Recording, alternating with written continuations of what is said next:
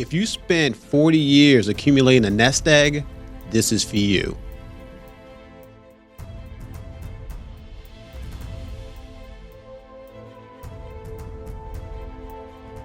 Welcome to Market Boys with Xzabko and Andres. How's it going, guys? So today we got some more market news, economy, right? On and on. Risk management. Yes, indeed. So a lot of good information today, guys. Absolutely. So Xzabko, tell us a little bit about what's going on this All right, week. so this week there's a lot happening. Markets are climbing, oil prices are swinging wildly, inflation fears are back, and the global attention is in the Middle East, are putting pressure on the Federal Reserve. Continues, right? On and on. The movie continues. Keep rolling. Oh, yeah, the 35 millimeter, of course. Right. And while many people are chasing headlines, smart investors are asking a different question. And that question is, how do I protect my retirement if volatility returns? Well, that's what we want, right? But absolutely, that's a great question. Right? So remember, guys, you don't build wealth by practicing, right, or predicting every crisis. That's not how you build wealth. You build wealth by preparing before the crisis arrives. Absolutely. Big time. Well, I could say a saying that my grandma used to tell us, but you're gonna get to sock away the cash, if you will, or the eggs, right, in different baskets. Yes, diversification, right? Absolutely. That's true. So let's look at what happened in the market this week, right? Let's start with that, Xzabko. How about that? Absolutely. All right. So let's start with the big picture. The S&P 500 bounced higher this week again, right? Nasdaq continued leading gains thanks to AI, as we know, right? And semiconductor stocks.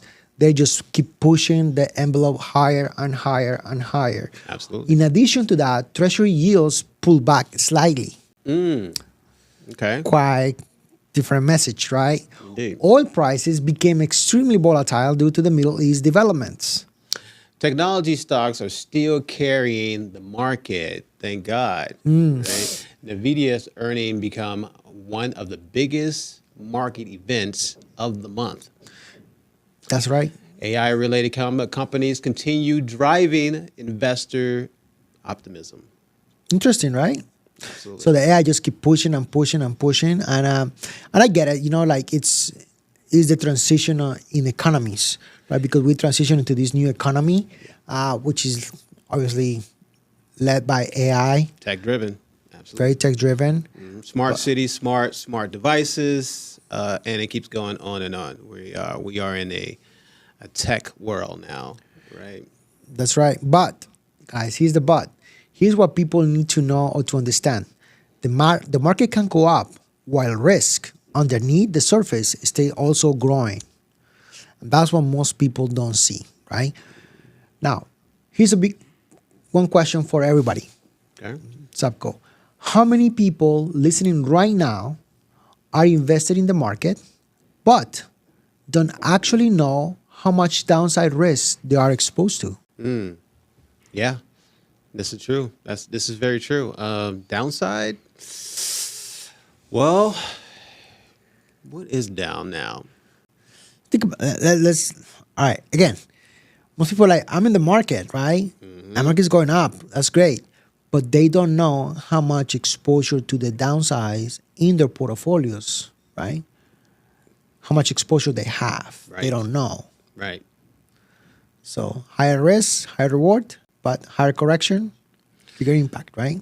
So how to mitigate that risk? That's very important and very crucial depending on the stage in your life or your life cycle that you are. Right? I mean, in your 20s, probably you don't need to worry that much. But if you're in your 60s, you gotta pay attention to this. Absolutely. Yeah. Well, you want to hedge it. You want to hedge your risk, if you will, right? Minimize it as much as you can. Now, the S&P is near record heights, guys. We know that, right? AI optimism is still dominant. You just keep pushing, and people are buying future optimism based on AI, and companies are doing so. Oil and geopolitical risk are creating inflation pressure. So that's critical, right? So remember, because when oil goes up, everything goes up. In addition, bond markets are signaling uncertainty. They don't know where to go. Up or down? Which one?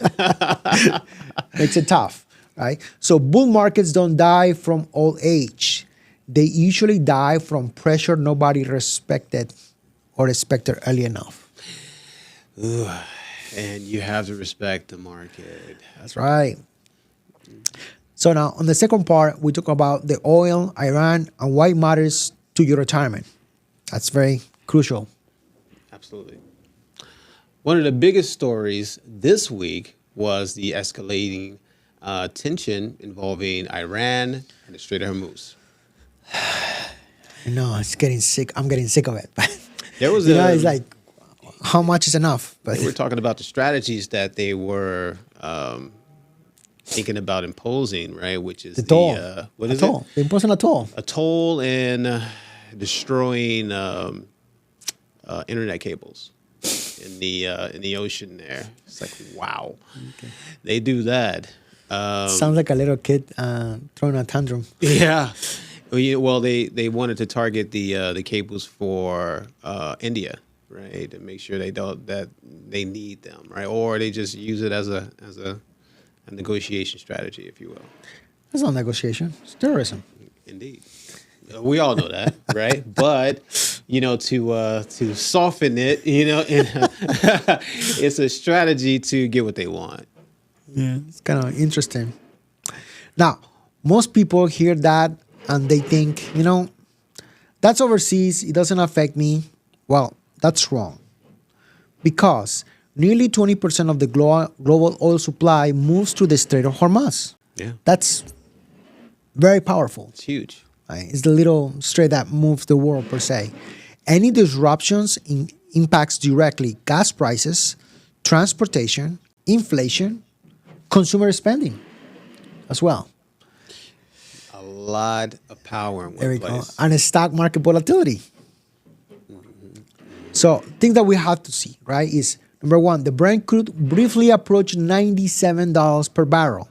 The markets reacted sharply to potential retaliation and peace negotiation, as we were discussing before, right, Xzabko? And also oil volatility directs impacting inflation expectations. That's something that just goes right in there.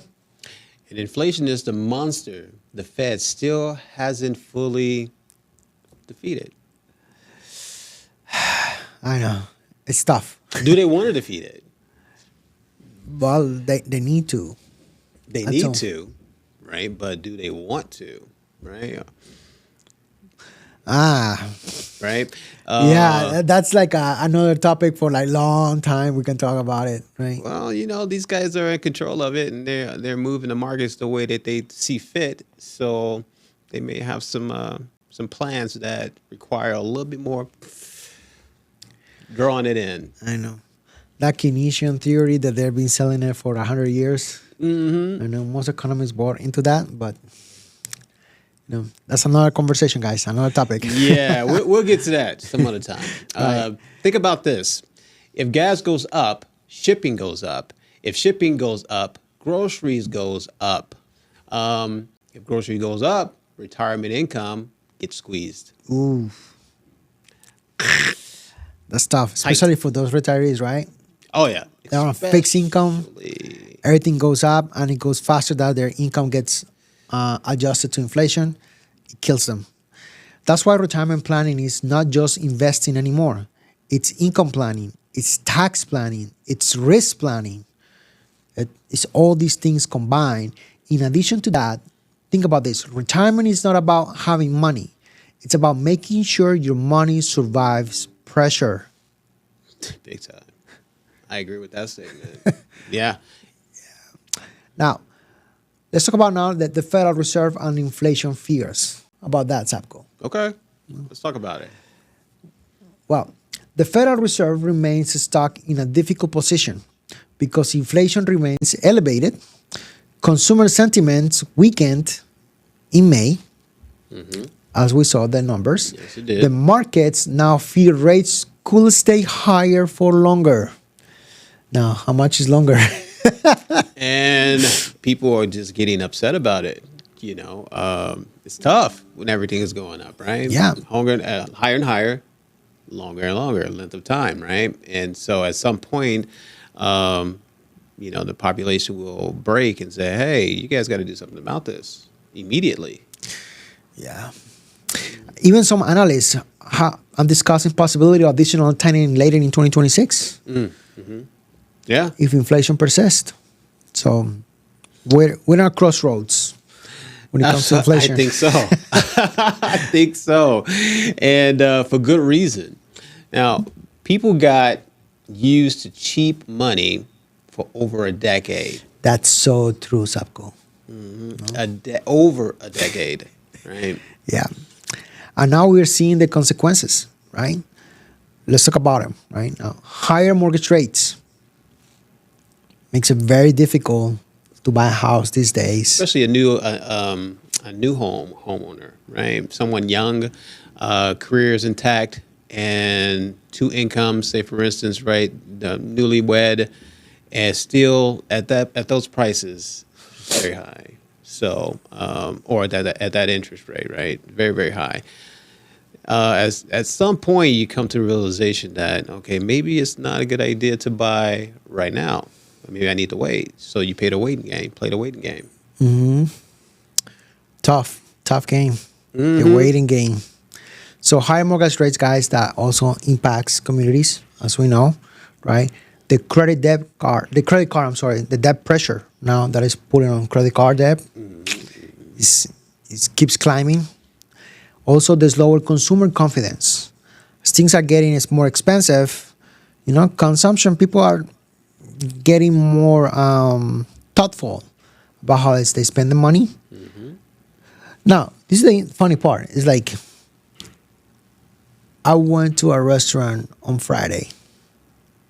It was packed. Oh, all right. What's the minimum ticket? Like it was booming. And I'm like, what's going on? I was so shocked to see like there was a waiting line and everything. Yeah. And it was like what? Not even 5 o'clock, like 4 o'clock, 4:30? Ah, Early. nice. Then I figured out why. Uh-oh. What is it?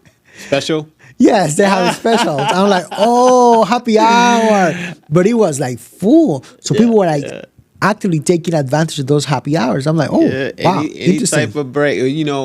During tough times, during the times of tightening of the belt, it is known that, certain consumptions and or vices, if you will, or entertainment goes up significantly. Yeah. Right. And, it just makes us feel good to be able to go out and dine, right?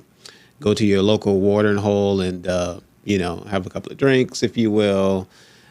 Go to an activity, right?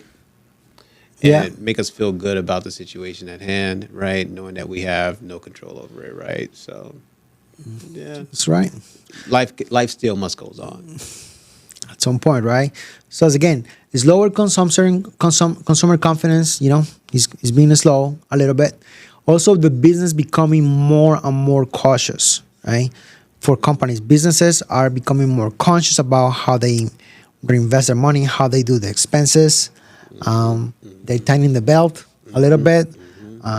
Obviously, the big corporations that they're investing mostly on AI. That's where most of the money is going to.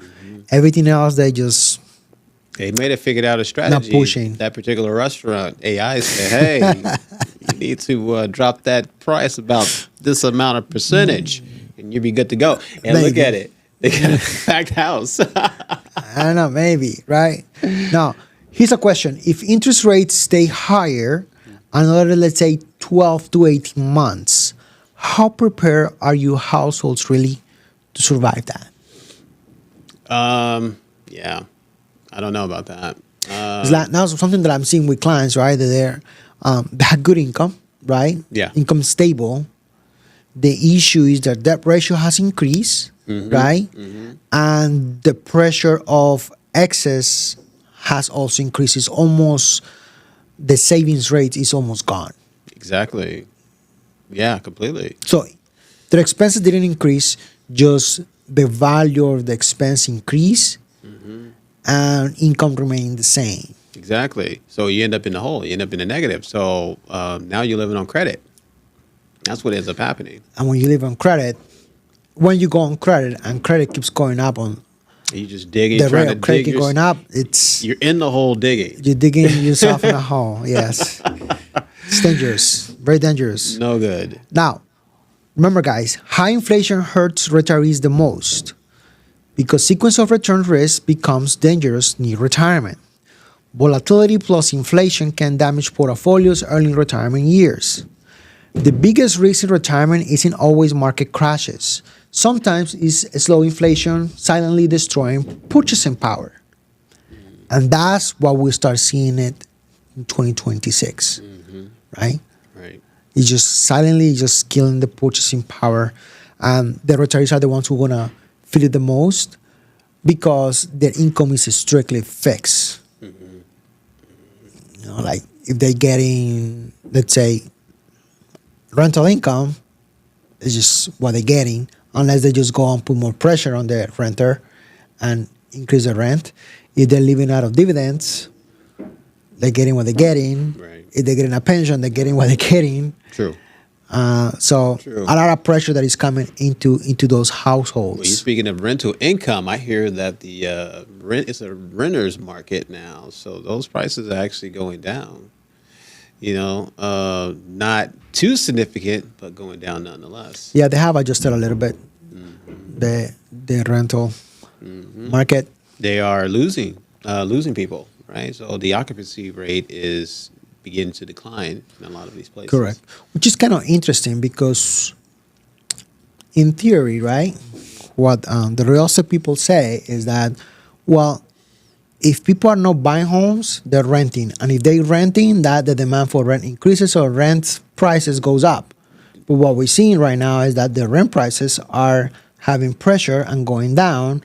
At the same time, the buyer market, right, buying homes are also slow compared to last year. Well, they say Very it's more, interesting. it's more inventory than ever. Correct. Than ever. So, and that's due to the high interest rate, of course, right? So no one wants to buy at the peak of the interest rate, right? So they want that. They're waiting for it to come down, and then at which point, you know, somewhat free money, if you will, but I doubt if any free money. No. But they're waiting for the interest rate to go down, and then at some point they will buy. That's right. I know I will. That's true. The other part is AI, tech, and the new market leaders. That's what's calling everybody and making everybody happy. Right, Xzabko? Indeed. AI continues to dominate headlines and investor money. Right? So, well, right now, Wall Street is rewarding companies connected to AI infrastructure.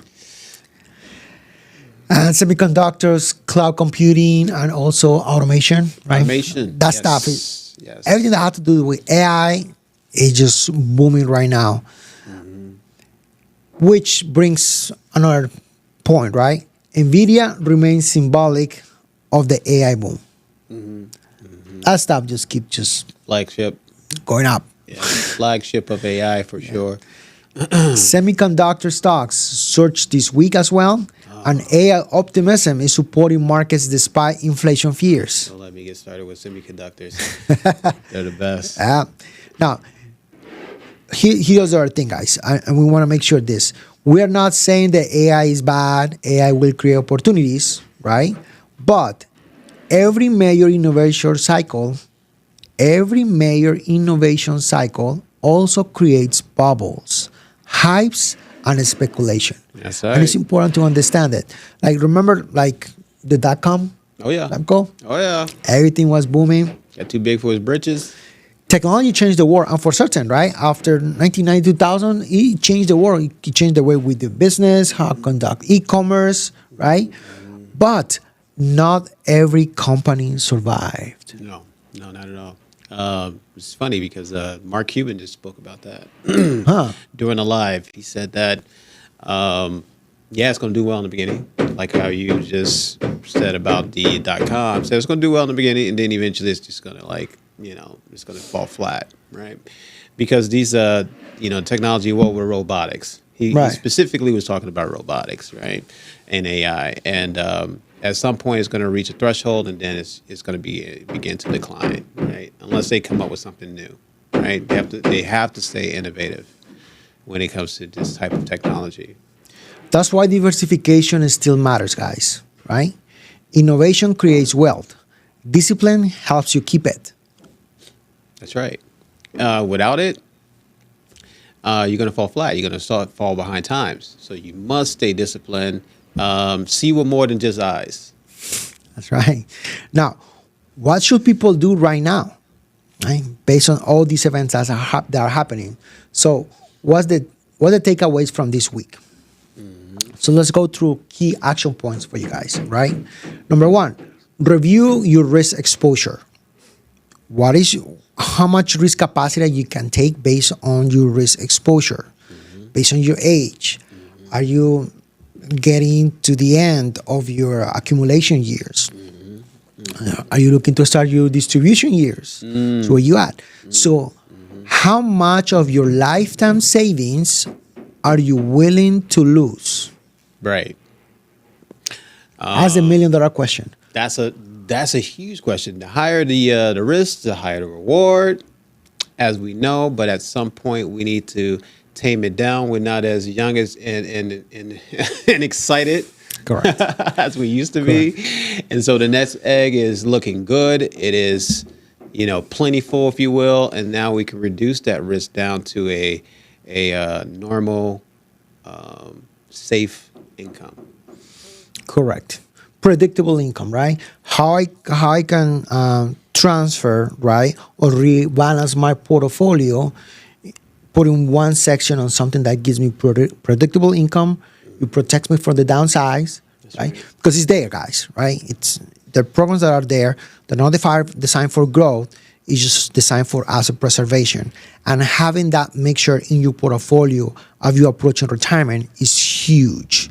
Okay. The other part is stress test your retirement income. Yeah, indeed. Evaluate inflation impact. How inflation is impacting your income right now. Right? How much you can take. Rebalance your portfolio if it's necessary. That's huge as well. Rebalance. That's what it's all about, right? That's where the discipline comes in at. If something's not working, it's okay to switch, right? Because each business cycle has its pros and cons. So you must rebalance. Yeah. Now, build emergency liquidity. Right? You need to have your emergency bucket. It's not designed for growth. It's just designed for emergencies, right? Avoid emotional investing. That's what kills people, right? Getting emotional in the market, Xzabko. Yeah, I try to stay away from my emotions, but it is it's exciting to get fired up about it, right? And move towards get closer and closer to the finish strip, if you will, right? And go past it like a world-class athlete or marathon runner. Coming through. But that's what everybody's feeling right now, right? The excitement of going up.